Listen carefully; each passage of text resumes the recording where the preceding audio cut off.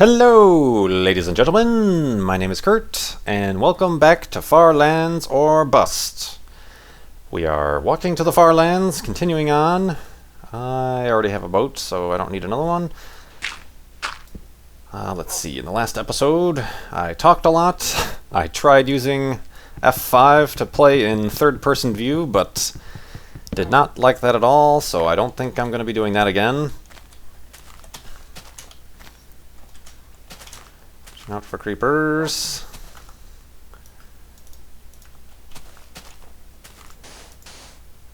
Thunk. Okay, let's get Wolfie and continue on. I just checked. I know I forgot to check last episode, but I just checked, and the file save for this world is now up to 335 megabytes. We're adding a little bit each time, I guess. Obviously, when I provided the download for you guys for reaching the $820 goal, get him, Wolfie.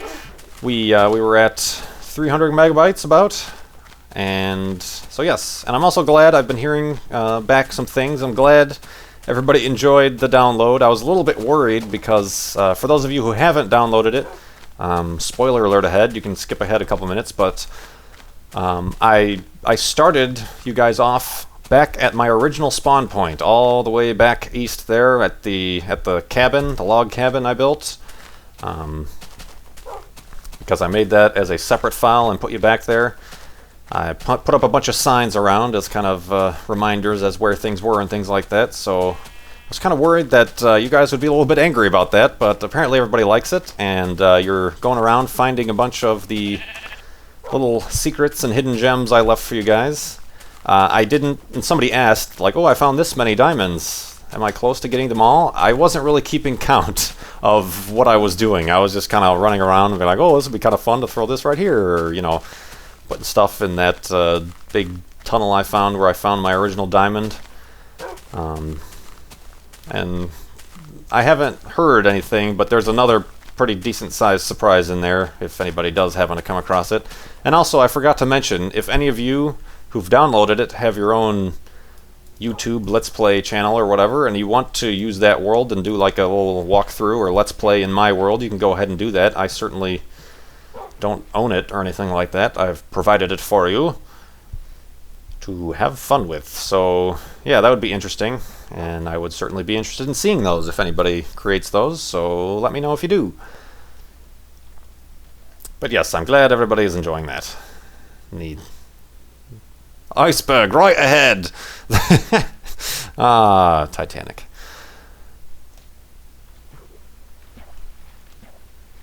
Let's see. Oh crap, I forgot to, I don't have my questions open. There we go.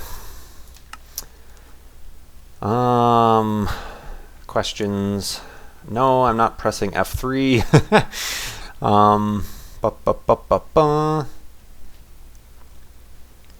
Oh, somebody asked about astronomy. A couple of people asked, really. If I had a favorite planet. Probably in terms of astronomy to look at, Jupiter and Saturn are probably the best to look at, really. Ooh, spooky. Just because they're very large, obviously, and they have a lot. You can see a lot of detail. Like in Jupiter, through a telescope, even a very decent-sized telescope, you can see the cloud bands, and you can even catch when one of the larger moons transits. It will leave a shadow on the face of Jupiter, so that's really cool. And of course, Saturn's rings are absolutely amazing. The first time anybody looks through a telescope, and if they see Saturn's rings, they'll be like, oh, I've had like people at public nights like practically in tears when they first see Saturn. So it's a very powerful experience. But in terms of just generally speaking, I tend to like, I know Mars is usually the go-to answer for that, because it's like, oh, we all want to go to Mars and things like that, but I tend to like Venus a little bit more, partially because it's like the brightest thing in the sky most nights, or, you know, during the sunset or sunrise, the morning star or the evening star, that's always Venus, but also because it's very close to Earth. You know, it's practically the same size.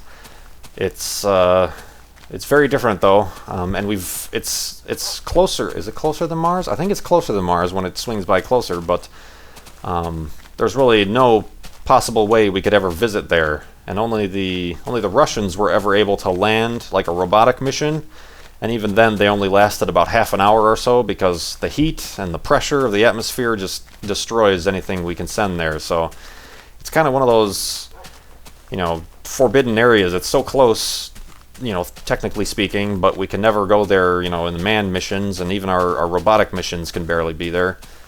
So yeah, that's might be my favorite planet. I don't know. I don't pick out favorites or anything like that. But yeah, that's just kind of the reason. I mean, Mars is cool too, and I'm looking forward to, obviously, the Mars rover opportunity at least is still rolling along, and we're supposedly about to send an even bigger one. The which one is that called? Mars? Crud.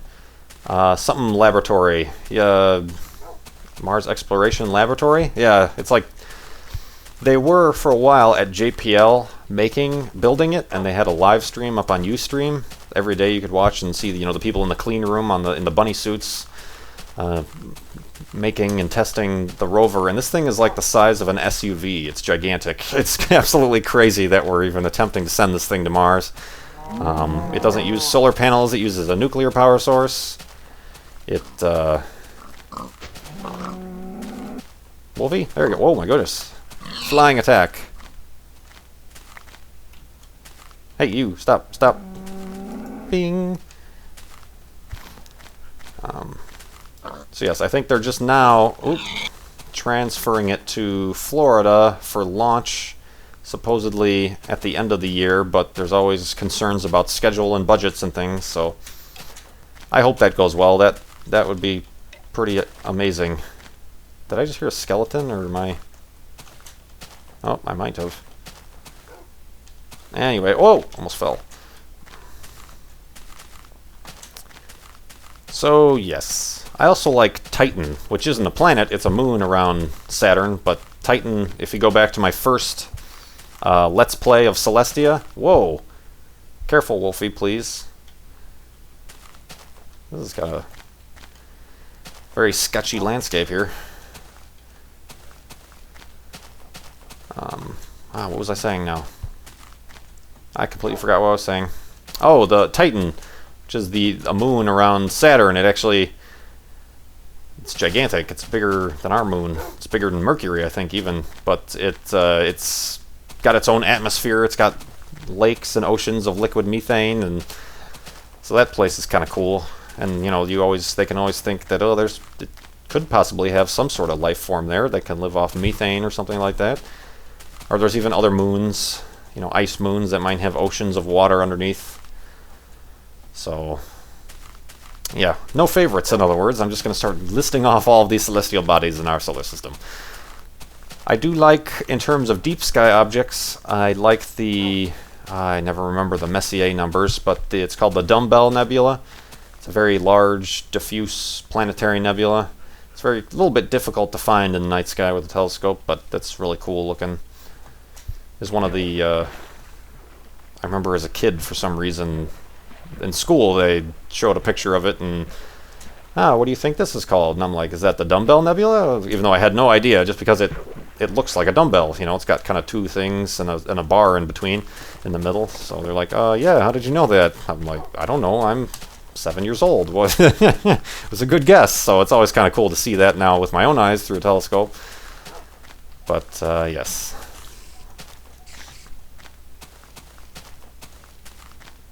There are a lot of people in the astronomy club and astronomy in general who have favorites that, every time I go out I have to look at this thing first, or some people are nuts about binary stars, which are just two stars that are really close to each other. I know one guy, we'll be looking at planets and galaxies and nebula. He's always hopping around all the binary stars, and then he measures the, what's the technical term for it?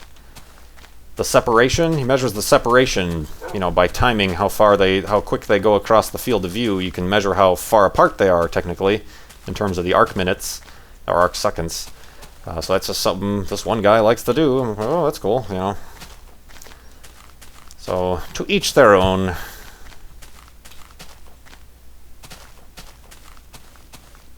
Alright, I'm going to try to make it a little bit further just because I don't want to get stuck on the bottom of this mountain and all these trees. This will have to do. Sit. What am I doing here? Okay. I was just building into the side. That really wasn't going anywhere. I need to make a new pickaxe, yes. Okay. Click. Sand is coming in handy. Ooh. Oh, oh. There we go.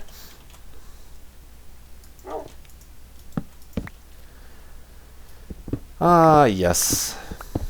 So, oh, did I give my... I don't know if I gave my spiel at the beginning about the charity, did I? I don't know. Anyway, go to farlandsorbust.com to check on our charity progress. Ooh, iron. And to contribute yourself, if you'd like to, I'd appreciate it. Goes to Child's Play charity. I think also, and maybe... Oh, that was smart. Maybe by the time I have this set up, I know on June 24th, there's another group, a lot more popular in terms of the videos they do. They do a Mario marathon for Child's Play. If I can find it, I will put a link in the video description. It's all going to the same charity, so I'm not in any competition or anything. But yeah, they apparently play Mario for like hours and hours on end. So and then they collect for Child's Play.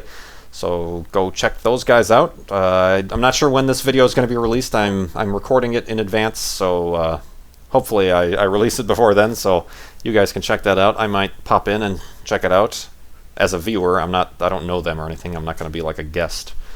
I only have like 4,000 subscribers. I don't think I'm going to be the guest on anybody's live stream quite yet, but yeah, let's get rid of these. Ooh, I hear a zombie.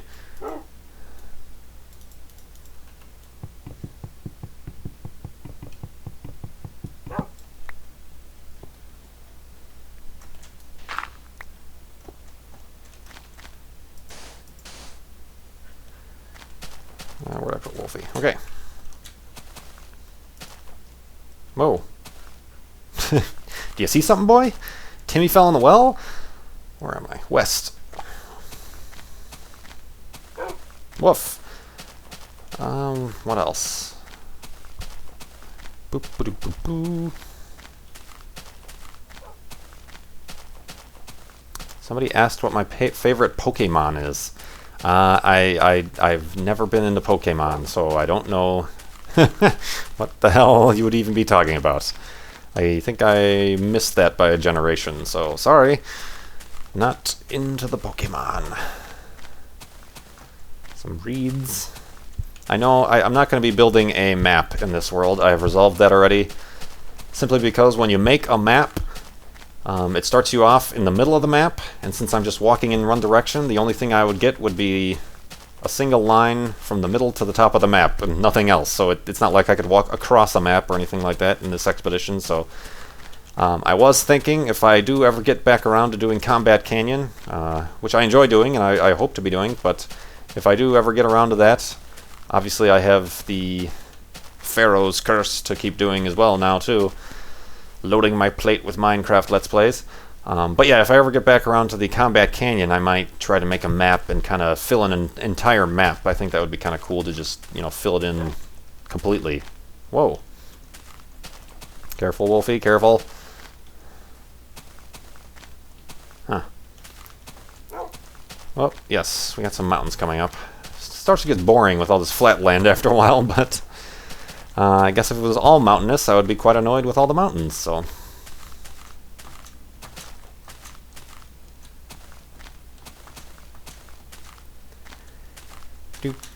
Do.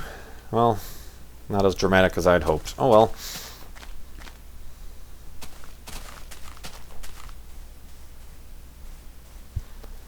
Somebody asked what countries/states I have visited in my life. In terms of countries, I've been to Mexico a couple times. I went to the Dominican Republic once. And then while down there, we went and saw the humpback whales. There's a bay in there where all the humpback whales migrate to every year, so we went and saw that. That was interesting. Although, since doing it once, I'm like, I don't need to do that again.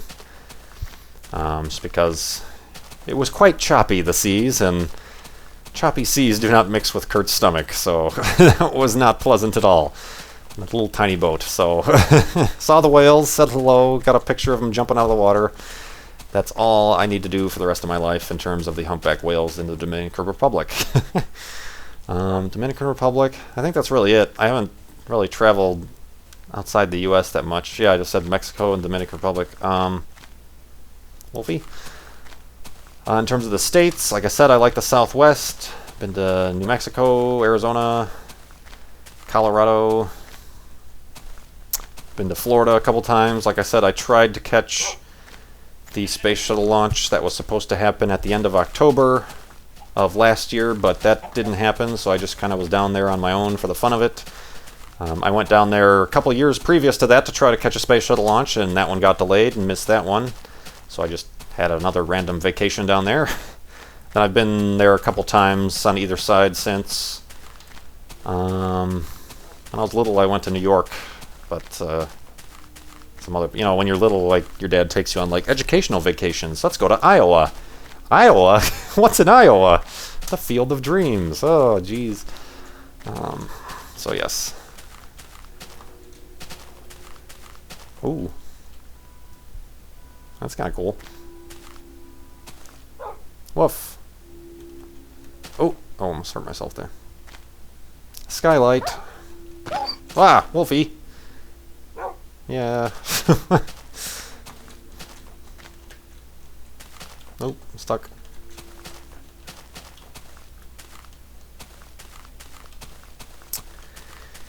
Neato. I like the sheer cliffs.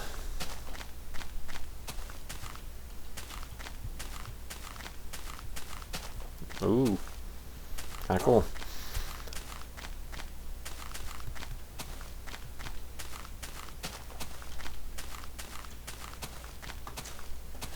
I don't know if, on the same subject, I don't know if I have any desire to go to Europe, to be honest. I like more of the natural, you know, mountainy wilderness type vacations. And it seems like all the vacations people take to Europe, they, you know, first of all, you go to Europe and it's like, well, I have to, like, see all the countries since I'm here. I don't want to, like, go to England once and then come back and go to Ireland and then come back and go back to, ooh, lava. That one's kind of cool.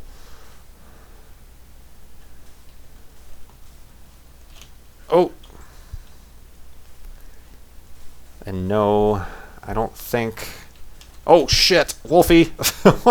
Oh, God, no! Come over here! Whew! Okay. Yeah, I don't swear that often, but when your wolf is about to dive into his death into a pool of lava, that's it. I do have that empty bucket, though, so maybe I'll grab a bucket of lava. God, that was nearly disaster. Yoink. Whee. Okay, let me get that out of my hotbar, though, because I do not need any sort of accidents. Oh, I'm still carrying this stupid snowball. You guys are yelling at your screens. Get rid of that gosh darn snowball. I need something to throw it at, though.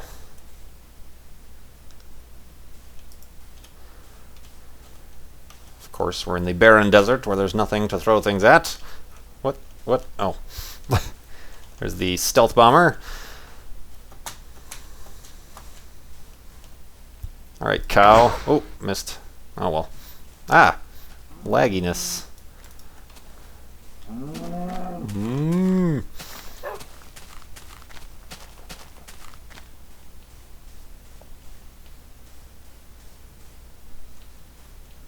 Sorry, I'm kind of quiet. I don't know what, I can answer more questions, I guess.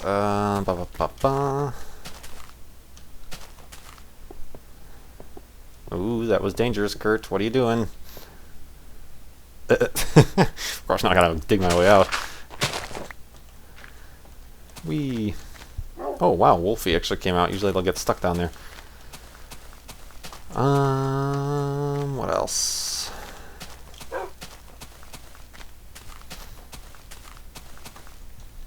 Oh, I think I mentioned a while ago what all the physics and things like that I'm kind of into. I don't normally understand, but somebody asked what Schrödinger's cat was.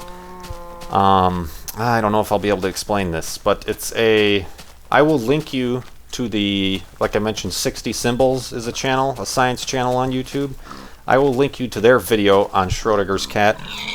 But basically, it's a theoretical paradox that it applies to... see, I'm going to totally balls this up. It applies to... Oh, okay, I guess you're full. I don't know, relativity and, physics. I don't know if I have time to explain it. Basically, there is... I forgot his name too. Well, Schrödinger, I think. Anyway, burp. He came up with the thought experiment that if you take a cat, you put it in a box that is not influenced by any outside influence, you put it in there with a vial of poison and a random, like atomic, randomizer, like an atomic material. And the thing about atomic materials is that they will always... what's the word I'm looking for? Degrade? Or, shoot. I'm going to have to explain this in the next episode. Oh, fail. What's the word I'm looking for? Not degrade. Anyway, whenever this particle degrades, it will set off a timer that breaks the vial of poison, thus killing the cat. But you put these all inside this box that's shut off from outside. You can't observe it and you can't influence it, and and since the atomic particle or whatever, it degrades randomly. It could degrade 1 second from now, or it can degrade 1,000,000 years from now. You never know. Once you close that box with the cat inside of it, you can't observe it anymore. You have to basically say scientifically that the cat is both alive and dead at the same time. And I think I'm explaining that right. Certainly look in the video description for the actual explanation by actual physicists. But it's just it's a thought experiment, because basically it also relates to atomic theory about certain particles like photons and things, the way they behave. They can be both here and there at the same time. And basically, Schrödinger was just kind of making a thought experiment of how ridiculous that sounds, because obviously, even though you're not observing it, the cat has to be either alive or dead. But based on the way physics work, and that's like the way physics are understood, if it can't be any other way, that cat has to be both alive and dead at the same time, or else our total understanding of modern physics goes out the window. So that's kind of the gist. That was a terrible, terrible, terrible way to introduce that to anybody. Please just go to the link in the or I'll put an annotation to the 60 Symbols explanation of it, because mine was just absolutely horrible. So yes, that's what Schrödinger's cat was. I think that's kind of cool. I kind of like those little thought experiments and paradoxes. The grandfather paradox as it relates to time travel and things like that. So, oh, lights out. So yes, anyway, my mouth is dry. I've been talking too much. I did record 2 episodes in a row here, this and the previous episode. So anyway, like I was mentioning, I appreciate everybody who continues to contribute. Working towards our goal, we're collecting for Child's Play charity, which gives to children in children's hospitals, toys and games and books. So every dollar goes directly to them. That is at farlandsorbust.com. You can check on the progress there, and you can contribute yourself, and that would be much appreciated. So once again, my name has been Kurt. Thank you for watching. Please comment, like this video, subscribe if you haven't already, share it. Obviously, if you can't contribute to the Far Lands charity, that's no problem. Don't apologize. You can just go ahead and share this with as many people as you can like, and then we can reach our goal even quicker. So I apologize. In these last couple episodes, I've been kind of scatterbrained. There's a lot going on in my life with quitting the job and all this other crazy nonsense. So thank you for bearing with me. I suppose, and I hope, I will see you next time.